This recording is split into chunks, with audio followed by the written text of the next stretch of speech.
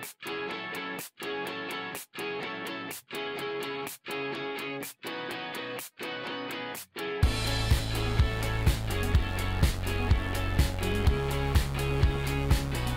are you today? Are you good? So, because I'm going to talk for at least 40 minutes, and I know it's hard to keep concentrated, I propose you just to stand up for a minute, if you can, and do a bit of stretch, because it's 9 o'clock. So put your hands in the air. Yeah, move your legs. Yeah, you have to be awake, because I'm going to speak. Yeah, it's okay. You can do more. You can do like this too. You know. Okay, it's okay. I don't know. I wish when I was at school, I wish my teacher would have told this, because I was sleeping all the time. I was concentrating the last 5 minutes, waiting for the ring bell. So I will tell you a little bit of my life and about what he was saying. And so if life was a book, I would be at chapter 3. And I would call chapter 1, What? What to do with myself. Because when I was a kid, I just didn't know what to do in life. And when I was a teenager, I just didn't even want to think about it, because I didn't know what to do. So at the end of primary school in France, you're about 14 years old, and you're in front of the, how do we call, conseiller d'orientation. And she asked me, okay, Nicolas, what do you want to do? Do you want to be, do you want to do literature or technology? Because you have to choose between general or technological. It's like if you want to be either a writer or a scientist. And it was very hard for me to choose, because I like technology and I like lecture. So I want to be a musician. No. This is not a job. But I didn't say that, because I knew musician is not a job. Anyway, it was not a job for me, for my family, etc. So I did a technological school, and it was a disaster. Because I was with people like me who didn't know what to do, except having fun in the classroom. So after that, I did Les Compagnons du Devoir. Les Compagnons du Devoir is a big community, a big association of manual workers. They are like the hobos of today, today's hobos. What is it?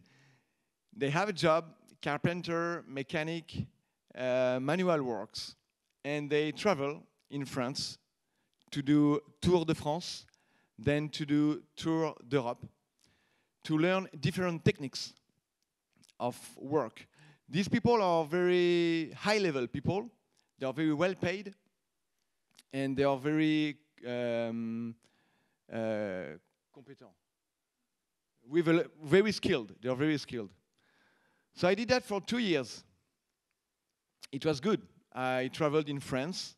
I started. Actually, I'm from a place I wouldn't even tell you the name. It's so small in France. I come from the countryside, from the west, near Nantes. So I worked in Lille. I worked in Dijon, Besançon. And one day I was at work and I had an accident. I put my hand in a machine and I was amputated. I was 18 years old. And I said, shit, life is shit. I was 18, full of dreams, just wanted to enjoy life. 18, you know what it is to be 18. 18 is the best age, I remember. Everybody was telling me this. You have the best age. This is the best time of your life. It was the worst time of my life. I was amputated. I had some dreams to play drums. The dream was over. And so this is the chapter 2 of my story, if I may. And the title of chapter 2 is Why? But why this happened to me? Why did I do to deserve this? No, sorry. Nobody deserves this. Nobody. It's unfair. And my self-esteem was so down that I just wanted to die. I wanted to jump out of the window at the hospital. But when I realized I was at the first floor, I took my note and a pen and I wrote down my dreams. And of course, one of them was to play music. And another one was to travel to Ireland, to Australia. You know, I said, okay, if I stay here on this earth, I will do something. There is no way I just stay and have a job and have a daily life and take my car and go to work. No way. If this is the plan, I go to the 4th floor and jump. So, and lucky me, in my bedroom, I was sharing my bedroom with an African guy from Cameroon. And he taught me a lot about life. Like African people, they laugh all the time. We laugh too, okay? But sometimes we should laugh a bit more. And so I came back to study. I studied mechanical engineering. I learned how to do drawing, conceptions, mechanical things. I came back to Les Compagnons du Devoir.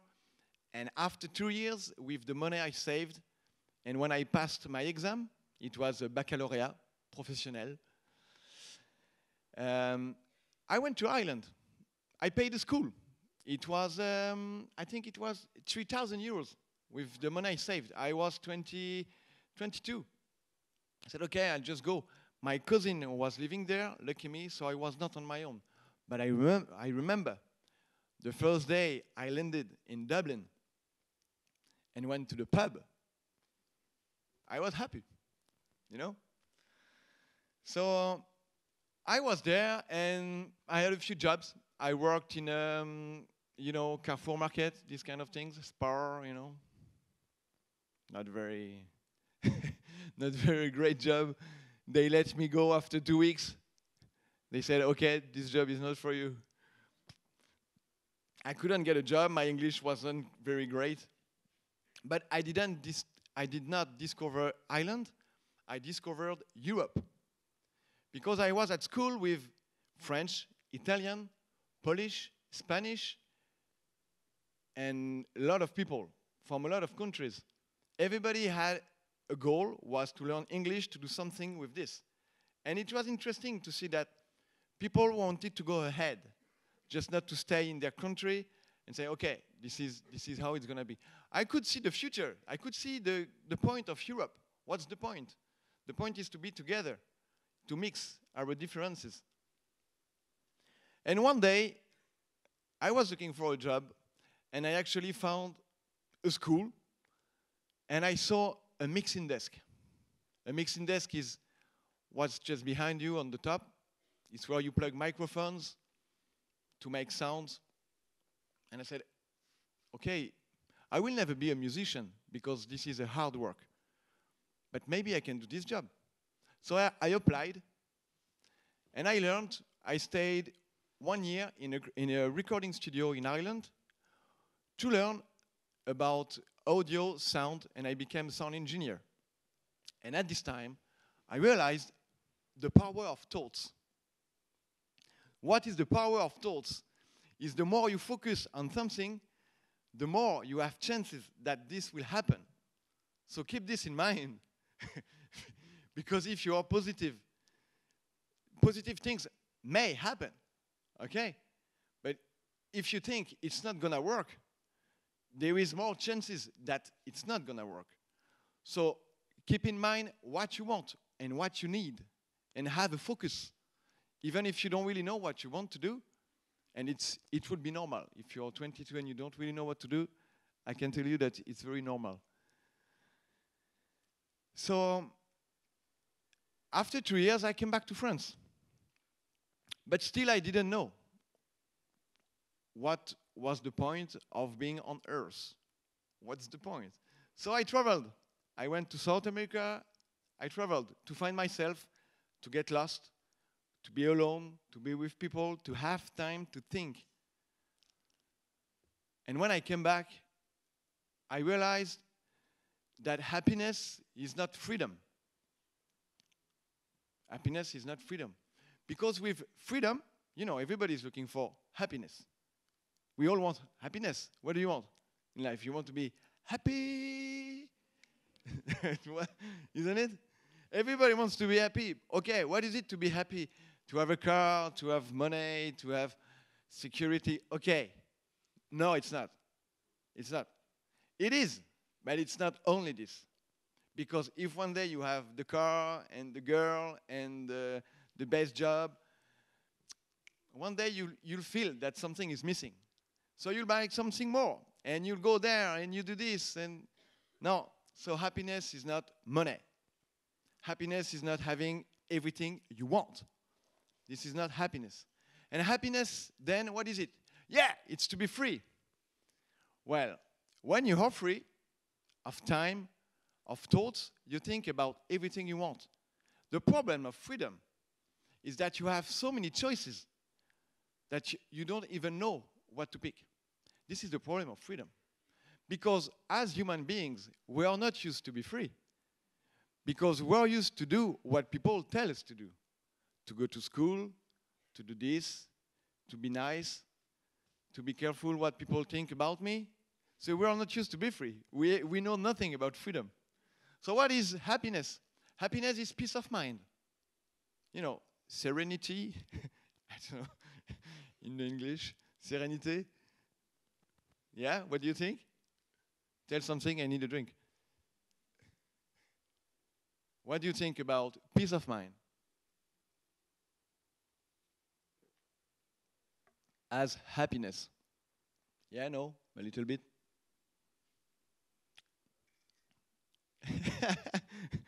So what is happiness?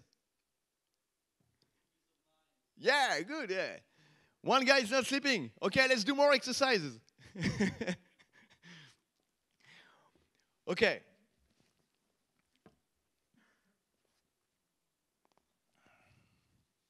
And this now takes me to chapter 3. So chapter 3, so after all my travels, I came back to France. After South America and all my travels, and came back to France, and yeah, I realized that I had the money, I had the time, but I was just not happy. Yeah. So looking for the answer. Everybody has problems. Everybody is looking for something. I had my problem. I had an accident. I just didn't know why. And this takes me to chapter 3. If I am from Y generation, because I was born in the 80s, and when I say why, I don't say why with the letter Y. I say why, the question why. Because we are the generation, my generation, which is very close to yours, don't worry, you know. I'm 32 tomorrow, by the way. Tomorrow. I'm not home yet, but thank you. Happy tomorrow birthday. So Y generation, yeah, let's say I'm from Y generation, and that makes sense to me because I ask myself a lot of questions, why this and why that? If I am Y generation, then you are the why not generation. Why not, yeah? Why not to do this? Why not have the job I want to do? Yeah, but, you know, I would like to do this, but this job does not exist, so I cannot do it. You might think, you know. Sometimes you go to speak with your teacher maybe and say, I would like to do this. Yeah, no, it's not possible. Nobody does it. You know, it does not exist. Well, if it does not exist, it's because you have to create it. Yeah? I'm doing a job today that does not exist. A lot of people give me advices, but they don't know what they talk about, because even me, I don't really know what I'm doing. So every time, world is changing every day, all the time. It's not like, you know, well, 2012, this is the start of chapter 3, the why not chapter. 2012 was the year of change. In France, it was the election. Le changement, c'est maintenant. The change is now. It was some politics saying this. 2012, remember 2012? The end of the year, the Maya calendar. It was the end, you know, the 21st of December, remember? Okay. So it was the year of change. But change was not in 2012. Change is all the time. You know, there was change in 1969, in 1968, and then the crisis. Now it's every day. Some things change. You change. I change. Everything's changed. But I think, as humans, we want to have security. So we make thoughts. We need to have judgments. We need answers. So we make answers for certain things. But the day after, the answer may be wrong. So keep in mind that everything changes. And you're young, you're fresh. So fresh and so clean. So, yeah. You have this capability of changing your mind very fast.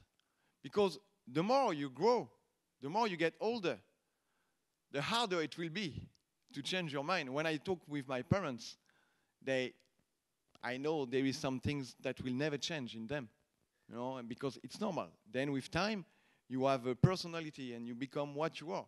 But when you're young, you have the choice, and this is the difficulty, to find yourself. But this is nice too. This is nice. So 2012, I mean, it's been 10 years since my accident.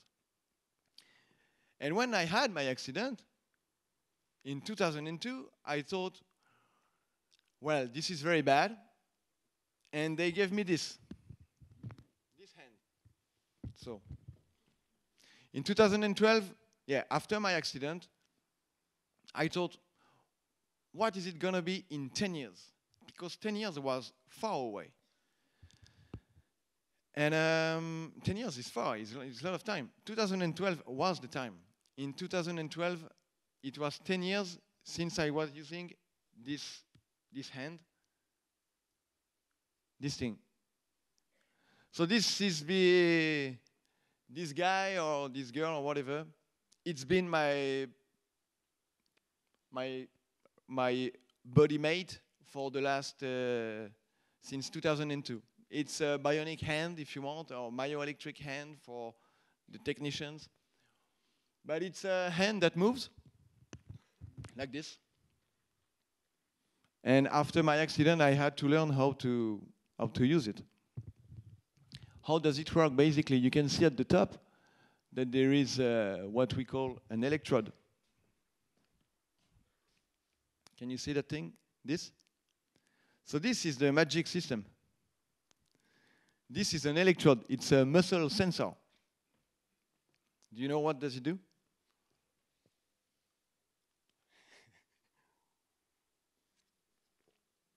You can say no if you don't know. I just need an answer. Come on. Do you know what does it do? Okay. Do you want to know? Cool. A muscle sensor converts muscle activity into electricity. The same way a car will transform thermal energy into mechanical energy. The same way your ear transforms the acoustic energy in electric energy because it's electricity in your brain. So it's a converter, like a microphone. A microphone will convert the sound into electricity. Okay, so this guy is a converter, and it converts the muscle activity into electricity.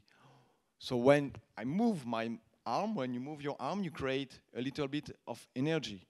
This guy, the sensor, takes it, converts it into electricity thanks to amplifiers, and with this electricity can control a motor. The motor is inside the hand. You know, like the motor of a washing machine. So it's going like this, and then like this. So how do you do both movements? This open and close. There is one sensor on the top, and there is one sensor in the bottom. And basically, at the rehabilitation center, I had to learn how to imagine that I had my hand, even if the hand was gone like 3 weeks before, because you have to learn very fast. You know, if you wait too long, then your muscles will melt, and then it's going to be hard. So the clinician was telling me just to imagine. He was saying, imagine you have your hand, and you do this, and you do that. So I was trying to do this and do that. And then you could see that it was moving a little bit, and with a little bit of effort, and thanks to the nice people around me. You know, everything you do, it's because of you, but because of the people around you. So if you're successful, it's thanks to you, but the people around you. And if you're down, it's because of you, but as well the people around you. So choose. Choose your field. Choose the people you want to work with. This is a message. Don't only choose what you want, but choose as well people you feel good to be with. People that make you grow.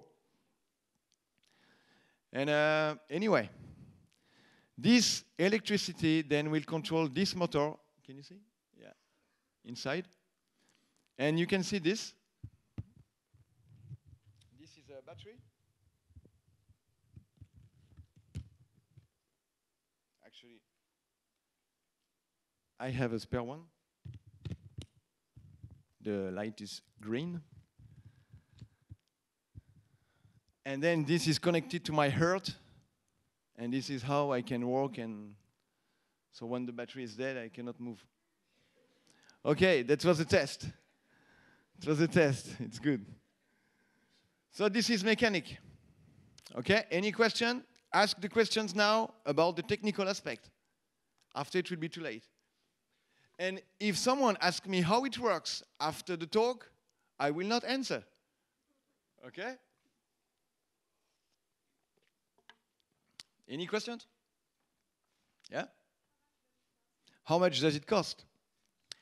So the cost of this hand is, so the cost of the hand itself, if I take it off, I can actually. It's a bit painful, but this is why I stretched, you know, before.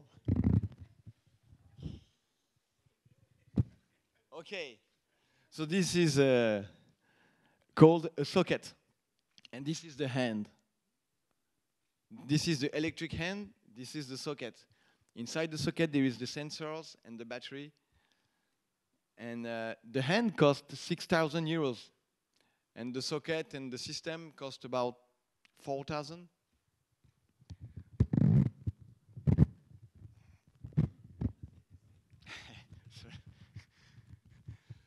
So, or it's not. Yeah, now it's better. So the total cost is 10,000. It's 10,000. Actually, I take it off every night. I don't sleep with my. I take it off at night. You know, it's like my shoe. You know, but it's my shoe of the arm, my arm shoe. So I have a sock and a socket. And yeah, actually, you know, it's like I want to be comfortable inside it, and this is the big problem with my hand is to be comfortable when I put it in. It's like your shoe, you know, you have very nice shoes that you would put for a wedding or something like this, but they're very, very painful. But you put them on because they're nice, yeah. And you have very ugly shoes, you know, with holes everywhere, you know, but you cannot throw them away because they are so comfortable. And this is the same with the hand. Because if I show you this is the new generation of hands that I discovered in 2012, 10 years so after my accident. And I said, wow, this is cool, yeah? I want it. And I saw the video on YouTube, and I could see one of these hands that it's like if they were selling a car, you know, like, be confident, be strong, be Bionic 3. I was, oh my God, I want this hand. You know, it used to be, yeah, this is the myoelectric hand because you're disabled, and, you know, and then suddenly, yeah, So I said, yeah, this is very good. So this was one of the change in 2012. I discovered new hands on the market, and these hands are polydigital, which means they don't have only one degree of freedom. They can move, some of them can move all the 5 fingers. You can do this, you can do that, you can do this, you can do that, you can do no, all of this one. But you can if you want.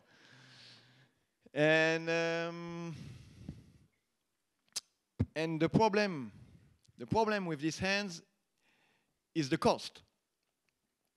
Because then I talked with my doctor and I said, yeah, hey, do you know about this? I said. He said, yeah. He said he knew. And I said, I thought, why he didn't tell me? I am the guy who need ones. Why he didn't tell me that this exists?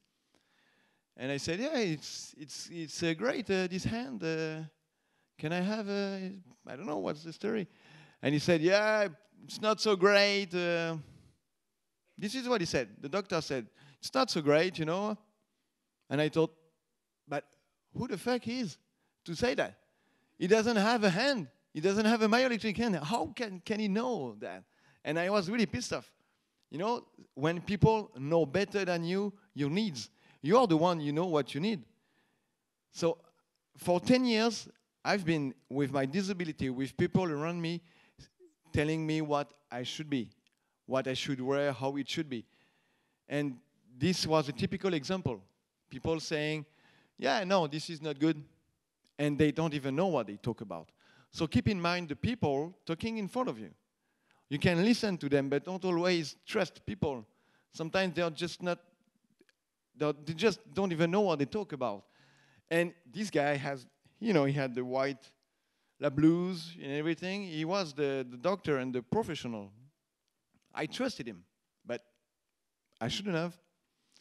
So no matter your degree, you can be that high with a lot of skills, a lot of diplomas. It doesn't make you more trustable. Experience is the key, the experience. You can have 5 diplomas, you can be the best, graduated, you're still the same. Sorry. Sorry, but it's true. The experience makes the difference. You will travel, you will learn, you will meet new people, you will share. This is the experience. This is what makes you skills. Anyway, back to this, 2012. I said to the doctor, yeah, it's nice.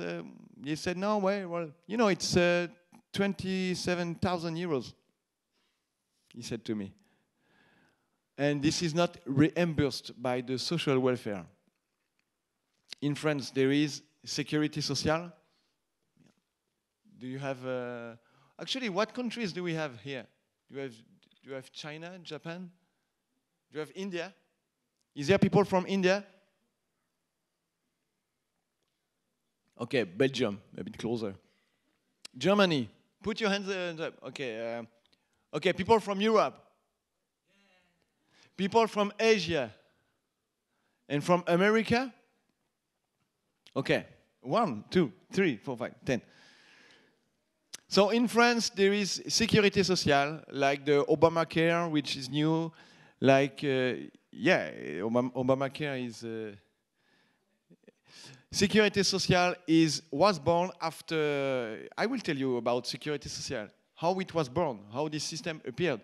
During the Second World War, pendant la Deuxième Guerre mondiale in France, people had an utopia. You know, the situation was so bad, they had an utopia about, okay,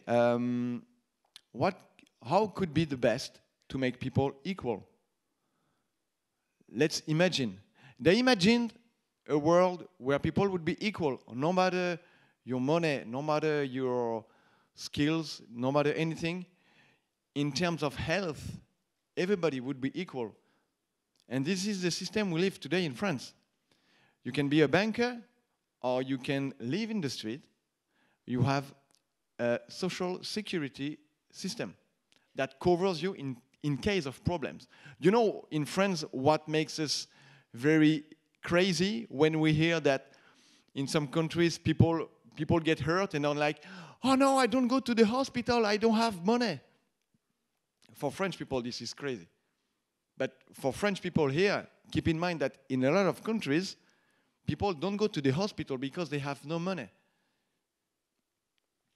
So this hand is not reimbursed, and I don't have 27,000 euros in my wallet.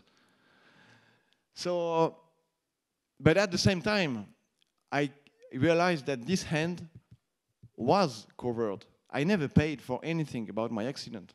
Never. Lucky me. And at the same time, in 2012, by a pure coincidence, I was in the street, didn't know what to do. I saw light, the door was open, I went there, and I saw a machine that was making things like, you know, like in a Matrix, you know, like these big machines making humans. I said, wow, this is making something. And I said, yeah. Well, can you make a hand? Can you make a hand with this machine? And they said, yeah, maybe. Oh, yeah, okay. And this machine,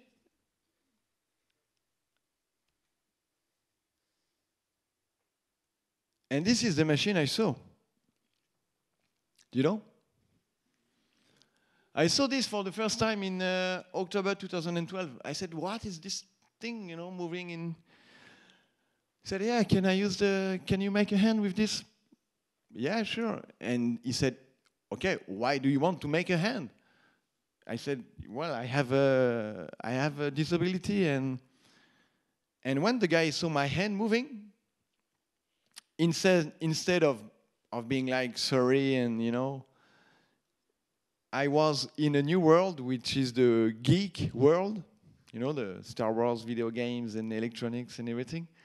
And the reaction is completely different. When he saw this hand, instead of being sorry, he was, wow, oh, how does it work? So I explained, yeah, this is electrodes, and then suddenly all of them were interested in me. Like, yeah, can you take it off? Can we see inside? Yeah, come on. Yeah, sure. So, yeah, look, you can come to the Fab Lab. We can use the 3D printer and download files on Thingiverse. Look, this is Inmove. It's open source. It's using Arduino. Come on, let's do it. And like you, I didn't get a word. I said, what is he saying? So what he said is, welcome to the Fab Lab. That's what he said. You know, if you know what is a Fab Lab, put your hands up.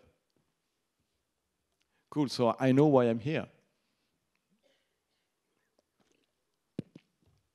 So a Fab Lab is a laboratory, but it's not a private laboratory. It's a public laboratory. Fabrication laboratory. It's a concept where people with different skills meet together and can work together. It's not a place reserved only to experts. It's a place where you can come, even if you're not an expert, even if you're just like me, I was looking for a job, and you can realize a project, which is good, because when you get 30 years old in France and you don't have a job and you don't go to school anymore, I can tell you that life is not fun. So, Fab Lab, this is what it is. There is machines, there is computers, and this is open source. Open source is a sharing community where people share files. Firefox, Linux, a lot of things like that. In the software world, there is a lot of things coming from open source, which means that people don't put a license. They don't close their research. It's open. It's just the opposite. So everybody can participate and improve it, which makes things improve faster and a lot faster.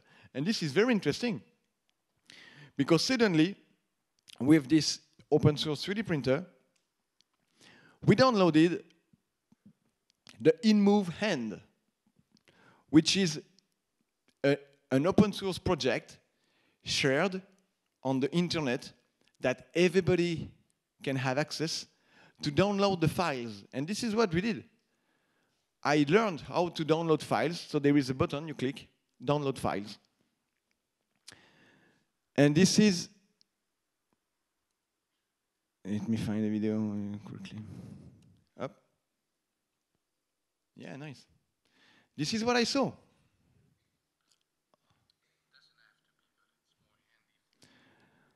After I met these people and they told me about the Inmove project, I came back home and I looked at the video of the Inmove thing. And I saw this. I said, come on. He's using his keyboard to make the hand move. I was just happy, you know, and this is my change. 2012, you know, we're talking about change. This was my inner change. I discovered a world. And he was speaking in English, so I sent him an email and I said, yeah, is it possible to make a prosthetic hand with this? And he replied a few days after, and he said, no, but maybe you can try. And I was so surprised that an engineer like this guy, I didn't know who he was, where he lived, probably somewhere in San Francisco, you know, in California, or I don't know, in Japan. And I was surprised he replied to me. And I thought, well, if he can control the hand with his keyboard, we can probably, in the Fab Lab, use the sensors of my hand and plug it into the hand. Well, there must be a way, you know. So this is what I kept in mind for a few months. And what we did in the Fab Lab, a week after, the guy of the Fab Lab came to me. I live in Rennes, in Brittany. And he said, you know what, Nico? This guy, I know who he is. And he's French. And he lives in Paris. And I have his mobile. Come on. I made a phone call. And he didn't answer, but I left a message like, hello, yeah, can you call us back? We would like to speak with you. And he called back, and we started to work together. So we started to try to make this hand, as we are not professionals.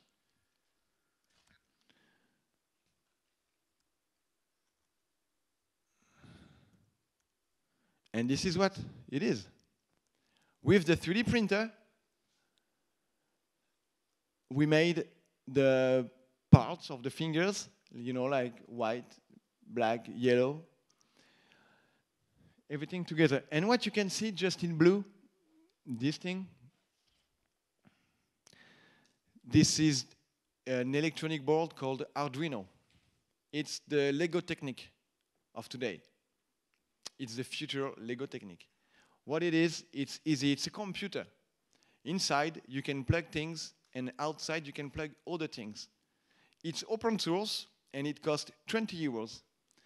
And basically, you can plug a microphone in it and switch on the light with, if you want. You can plug it into your computer and open the umbrella with a little motor when it's going to rain outside. Or you can put a sensor in your plant, and with the humidity, when the plant needs some water, you can, with the code, just make it in a way that you will get a text message from your plant saying, I am thirsty. This is what you can do. And these projects are open source, which means you don't have to pay, you just have to have the motivation. Just like, I want to do it.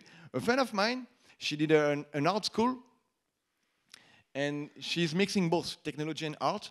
So she has a plant, tropic from Venezuela, and this plant is connected, okay, the Arduino card is connected to the weather forecast of Venezuela. When it's raining over there, it's raining on the plant. And the plant is in France, but with the climate of Venezuela. So you can do a lot of things. It's very interesting. Another guy, you know the little umbrella for weddings that we put on cakes? You see? He put a small motors on the umbrella and connected to the weather forecast with this card as well.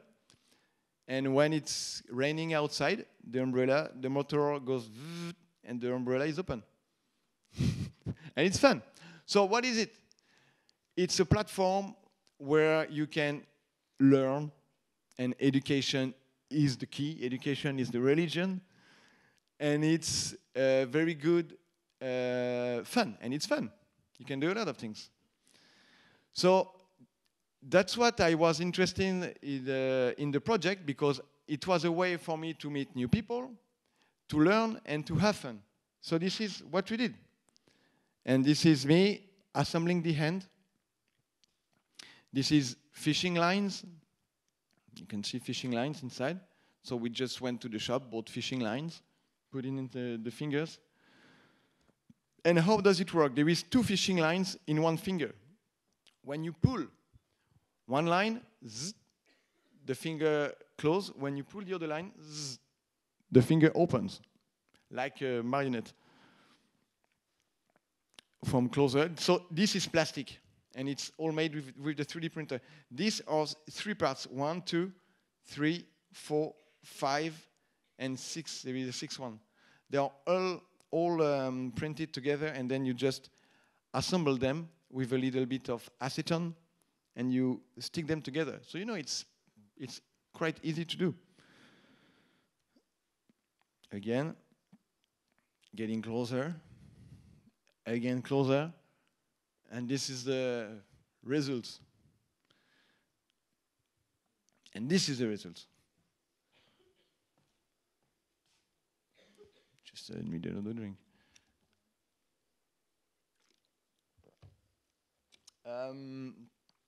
So the total cost of this hand is 200 euros with a little bit of effort of everybody. You can see the muscle sensors here. And you can see the Inmove robot here. And you can see the creator of the Inmove robot here. And this is in Rome, in 2012 at the Maker Fair. Makers, sorry, took my time. Maker movement. You know punks, you know hippies, you know hipsters, you know makers. Makers are the people who make what they need instead of buying it, and they're the people who use things instead of throwing it away. Like the washing machine is dead, let's try to use something. So this is what a maker is. And it's a movement in USA. People live like that. So the maker movement is mixed with technology. This is what we can do. So this is a pure DIY, do-it-yourself robotic hand that I can control that costs 200 euros. I am not using it because it's very fragile. This is in Geek Picnic. It's another event in Russia. Every year. I've been there 3 times. With a new prototype that we made, again, homemade. I can now carry a glass and have my coffee. And this is Gael again. So this is a collective project. Alone, I would never have done this. So we are a team, about 10 people.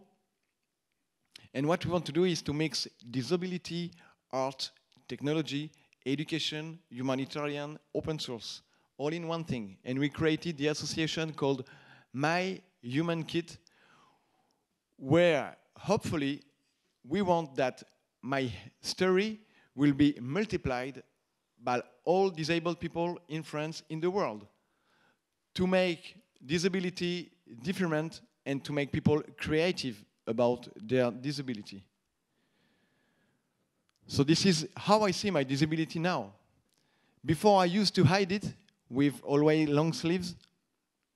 Now I'm just having fun. This is in Mumbai, in Bombay, in January. And this is my new job. Now I work in a plane. No, I'm kidding. It's not my job.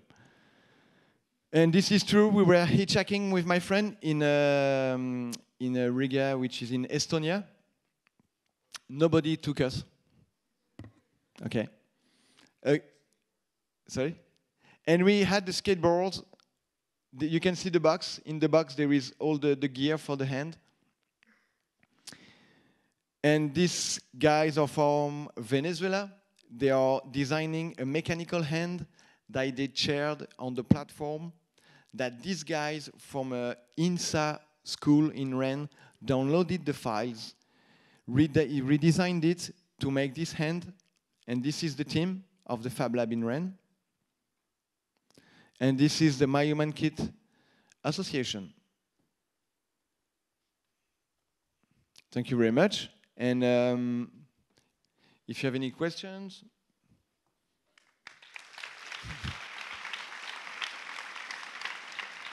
Hello, my name is Laura. Hello. Do you have now your answers to why? Oh yeah, I have a lot of answers. Yeah. But this is the psychology aspect. Yeah, a lot of answers. Yeah. To attract attention. To find answers to life. To find a reason why I'm here. Now I have a lot of. Now the why the why has a lot of answers. I know why now this happens to me, because I have a duty. Now I have a sense. My life has sense today. Since that, this is why it's my life project, and I feel a lot better. Confidence is the key of life. Confidence and motivation. Again, happiness is not about all the material things. It's about your health, your motivation, and your confidence. I had health, and I didn't have motivation because I had no confidence, and I had no confidence because I didn't know why I was here. And now I know why I'm here, because I know why I had my accident, and I had my accident because I have to do this, because this makes sense to me. It makes sense to me to do this. So this is why it happened to me. Another question? Yes, please. Hi, I would like to know, mine is a technical question, because I would like to know if you have the same power, the same strength on both your hands. This one and this one? Yeah. The pinch is more or less the same. Well, this hand is quite strong. It's German Dutch Qualität. So it's good quality. Yeah. But it's a bit less, but it's good. It's good. I can. I'll check your hand after if you want. It's about 10, 12 newtons, I think.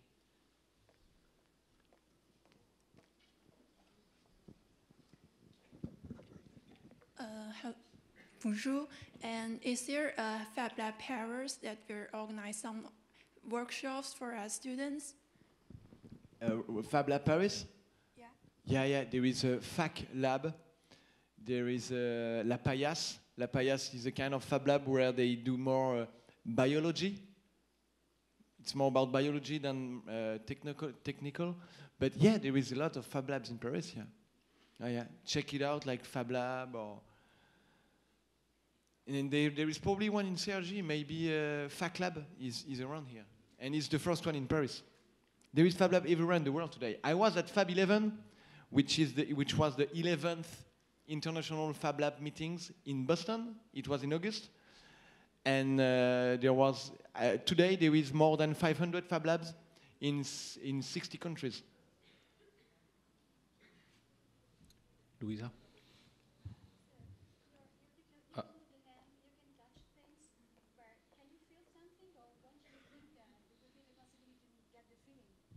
So about the feedback aspect, no, there is no feedback today. There is work on this, like universities, research centers.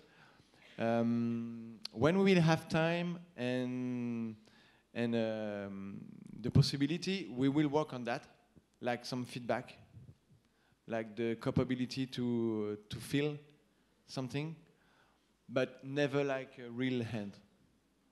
But there is some transplantation, there is a lot of studies, and this is the next step, yeah. The capability of sense. Do doctors nowadays tell their patients about these cheap ways to create, bionic arms or hands? Can you repeat, please? Do doctors tell their patients about these cheap and easy ways to create bionic arms and legs and whatever?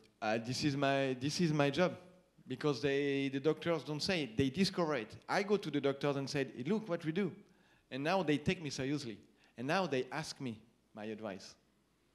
And before I ask them their advices, now they ask me. So this is the change. So when you finally find something you like, something you're expert with. Everybody here is expert in something. Just look on what you like and look at what you don't like in you, because you will be expert in both. Like I didn't like my disability, but I'm expert in that field. So this is why people take me seriously now, because I know what I'm talking about. Right. I just wanted to say there is actually a Fab Lab in Cergy, which is not far. I didn't remember the name, but I do know they have a MakerBot, like the 3D printer you show us. Cool. And so you get just a question. I would like to ask you if you can show us your new hand working on the video, because we didn't see it. Maybe not now, because... On n'a pas de connexion surtout. Hein? On n'est pas connecté surtout. You know what? There is one on the Facebook page. Go on, check out the Bionico hand. So it's like Bionico in Spanish, hand in English. There is Facebook, there is Twitter, and there is bionico.org, which is the blog, with a lot of videos. Thank you very much. Thank you, Nicolas.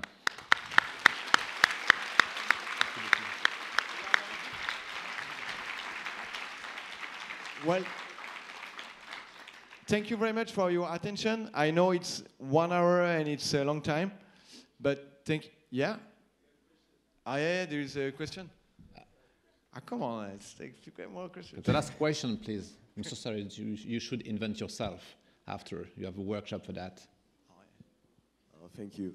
Thank you, Nicolas, for your speech. I was thinking about when you were speaking that in 2002 you had your accident, that this kind of technology didn't exist when it happened to you. So what do you think will be in 10 years? And, because you've got an amazing technology in your hands, how do you think disabled people will have prostheses in 10 years from now?